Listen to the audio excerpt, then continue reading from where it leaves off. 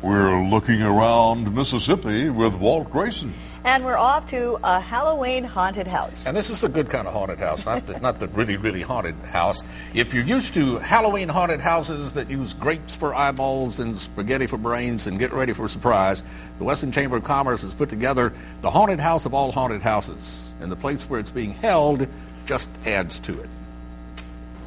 Well, the old school of Weston looks pretty spooky even in the daylight. Cub Scouts who camped in the basement and heard the piano play in the auditorium up above in the middle of the night will attest that the old building's probably haunted in and of itself anyway. But no self-respecting ghost can stay here after dark this Halloween weekend. Way too much screaming and noise. All because the old school has been converted into a Halloween haunted house organized by the Weston Chamber of Commerce. Just kind of the idea came by itself. You know, this place looks haunted anyway. We were looking for a good fundraiser for the chamber, so there it is. Down in the bowels of the haunted house are several rooms. Some take on themes from popular horror movies. Others are just manifestations of the imaginations of the creators. And at least one, the train room, is lifted from a local legend of the ghost of Dr. Rowan, who was run over by a train at Beauregard, just up the tracks from Weston. And for years you could see a lantern light swinging by the tracks at night. But if you tried to get to the light, it would just fade away. Weston haunted house goers get to experience what the doctor must have. Mayor Alton Shaw considers the haunted house to be a masterpiece of small-town ingenuity and cooperation.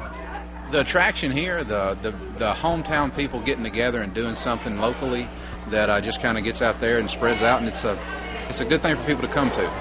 Jennifer Griffith plays a clown in the haunted house, but she's not kidding around. I love the people that come through it because they think this is going to be just some little horror house, and it ends up being fantastic. We've had so many people genuinely scared here. That's the fun of a Halloween haunted house. You know you aren't really in danger, but it's frightening all the same. Kind of like going to your in-laws. One man really got into it the other night. The train scared him so bad he lost his foot and ended up on the floor, and he was trying to swim down that concrete floor. Did you go back through it again? No, we're about to.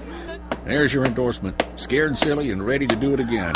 And to do so, all you have to do is take your place in line in front of the old school in Weston. And then try not to break and run away as you hear the screams from the inside.